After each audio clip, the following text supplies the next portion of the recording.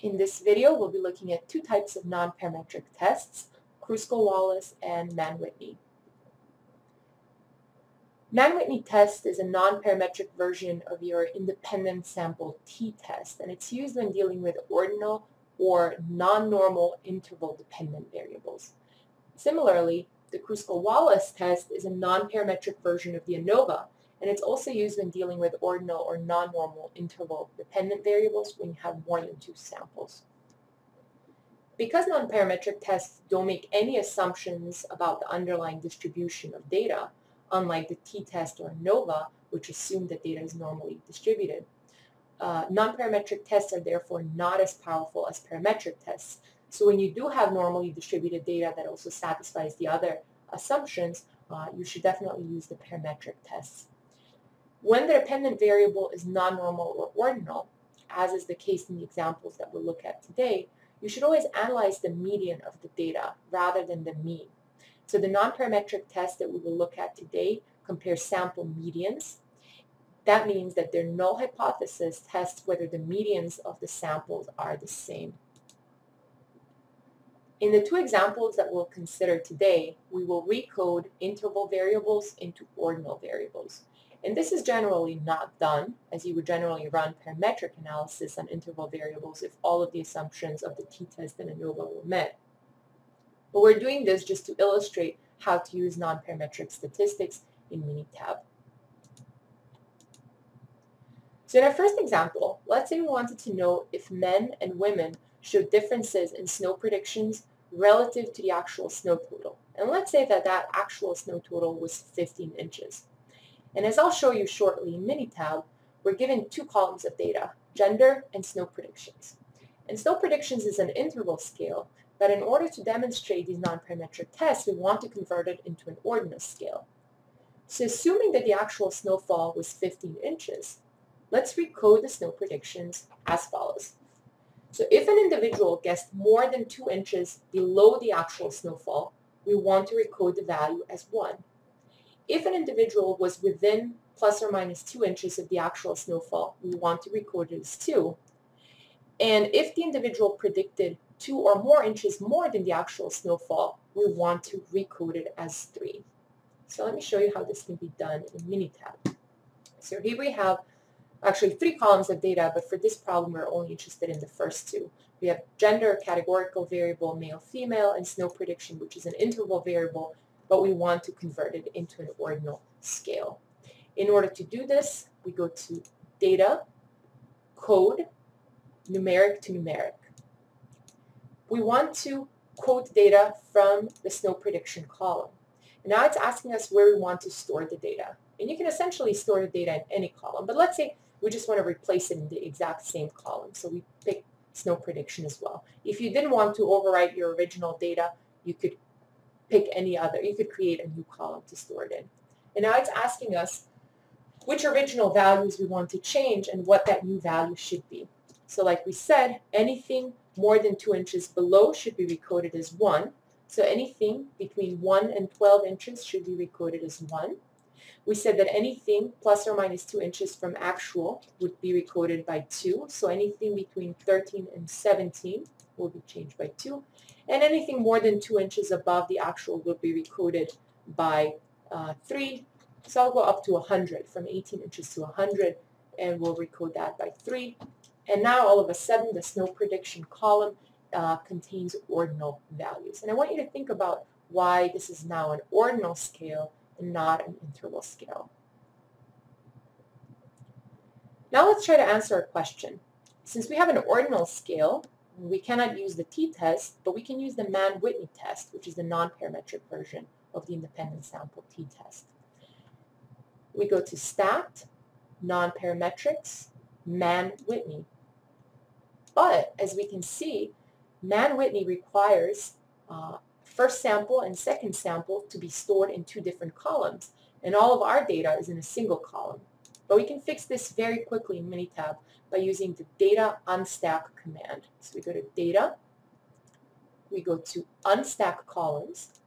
We would like to unstack snow predictions by using subscripts in gender. So we'd like to have one column that contains snow predictions for females and one that contains snow predictions for males. And we don't want to save it in a new worksheet. We just want to save it in the same worksheet after last column in use. So now, all of a sudden, we have the two columns that we need. And as you will see, the sample sizes are not the same, which is fine because Mann-Whitney test does not require equal sample sizes. So now we can actually run this test. So we go to Stat, Non-Parametric, Mann-Whitney. Our first sample is snow prediction for female. Our second sample is snow prediction for male. And you can specify the confidence interval, which we'll leave at 95. And then you can specify whether you want to do a one-sided or two-sided alternative. We'll keep it as is, where the alternative hypothesis is that the medians of the two samples are not equal. Remember, it's the medians, not the means. We press OK. So now here we have the results table. And remember that Mann-Whitney is a rank test, and it compares the differences between the medians of the different samples. In a Mann-Whitney test, we're not looking at actual data points, but we're looking at their respective ranks.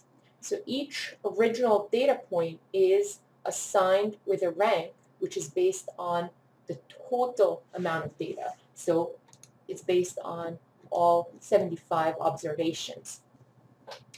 So our null hypothesis in this test tests whether median from snow prediction female equals the median from snow prediction male. The W represents the test statistic for the Mann-Whitney test. And we see that the p-value is very big, so we cannot reject that these two are equal. A few more things to note in this table. The etas, they're essentially Greek symbols that are sometimes used to denote medians. And this point estimate for eta 1 minus eta 2 denotes the median of all possible pairwise differences between the two samples. You will also see that the table of results shows two different p-values. The first is just a regular p-value, and the second is a p-value, it says adjusted for ties. When Minitab encounters a tie, and a tie means that two or more data points have the same rank, then Minitab assigns the average rank to each observation in the tie. And this p-value adjusted for tie reflects this problem in that it allows Minitab to adjust the denominator to calculate the W statistic. Okay. Now, let's consider a different example.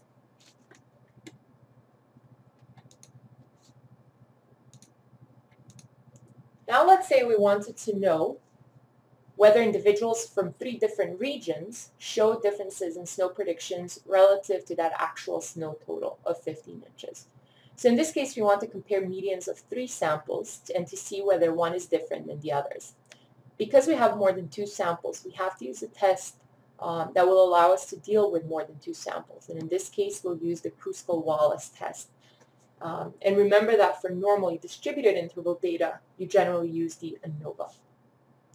As in the Mann-Whitney test, when computing the Kruskal-Wallis test statistics, each observation is replaced by its rank in an ordered combination of all of the variables.